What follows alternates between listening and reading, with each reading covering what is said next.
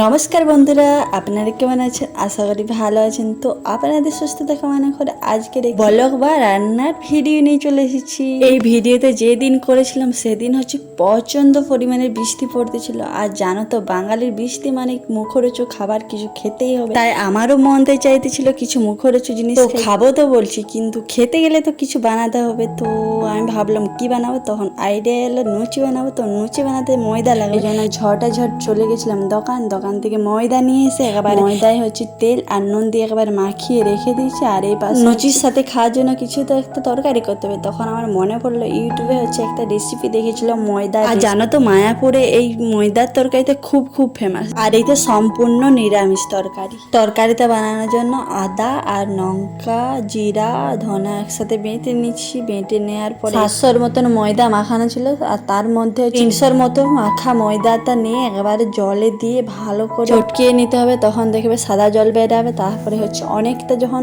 2-3 বার যখন জল পাল্টাবে তখন দেখবে সাদা জলটা অনেকটা পরিষ্কার জলের মতন দেখাচ্ছে। তখন জানবে যে হয়ে গেছে। তারপরে ওইটা ভালো করে ছেঁকে নিয়ে তারপরে ছোট ছোট হচ্ছে বড়ির মতন করতে হবে। তারপরে এই পাশে হচ্ছে কড়া গরম করে আমি তেল দিয়ে দিয়েছি। তেল দেওয়ার পরে ওইগুলো হচ্ছে ছেড়ে দিচ্ছি। ছেড়ে দেওয়ার পরে কি সুন্দর দেখো, কি সুন্দর ফুলে যাচ্ছে। ফুলে একেবারে সোয়াবিনের মতন হয়ে গেছে। তারপরে এই পাশে তোমাদেরকে ভালো করে দেখাচ্ছি। তারপরে এই পাশে তরকারিতে করার জন্য হচ্ছে সরষার তেল প্রথমে দিয়ে দিয়েছি। আলু হচ্ছে আগে থেকে আমি কেটে রেখেছিলাম, আলুতে এখন দিয়ে দিলাম। আলু আর নুন আর একটু হলুদ দিয়ে দিতে হবে। আলুতে যখন ভাজবে তখন একটু মিডিয়াম আঁচে ভাজবে যাতে আলুতে সিদ্ধ হয়ে যায়। তো আলুতে আমার ভাজা হয়ে গেছে, আলুটা ভাজা হয়ে গেছে। এই জন্য একটা পাত্রে হচ্ছে নিয়ে আলুতে কেটে নিলাম। আর এই পাশে হচ্ছে বনুর আচার। বৃষ্টির দিনে পুরো রান্না হতে জমে ক্ষীর হয়ে গেছে। আচারে পুরো চারিপাশে গন্ধ জমে ম করছে। তো যাই হোক, আচারের গন্ধ শুনলে হবে না। এই পাশে হচ্ছে আমাকে তরকারি রান্না করতে হয়। আর ঘড়ির কাঁটা তো টিক করে চলেই যাচ্ছে। এই জন্য আমি তাড়াতাড়ি রান্নাতে বস করে দেবো বলে এই পাশে হচ্ছে কড়াই তেল দিয়ে দিয়েছি। তারপরে জিরা তেজপাতা আর শুকনো লঙ্কা দিয়ে ফোড়ন দিয়ে দিলাম। তারপরে মশলাটা দিয়ে আর তারপরে হচ্ছে টমাটোল দিয়ে টমাটোলটার উপরে হালকা একটু নুন দিলাম যাতে টমাটোলটা গলে যায়। মশলাটা কষানো হয়ে গেছে। তারপরে জল দিয়ে দিয়েছিলাম, জলটা ফুটে গেছে। তখন আলুগুলো দিয়ে দিলাম। আলুগুলো দেওয়ার পরে এপাশে হচ্ছে আমি লুচি করতে শুরু করে দিয়েছি। কারণ হচ্ছে অনেক রাত্রি হয়ে যাচ্ছে, এই জন্য তাড়াতাড়ি আমাকে খাবারটা তৈরি করতে হবে। এই জন্য এপাশে হচ্ছে লুচি করতে শুরু করে দিয়েছি।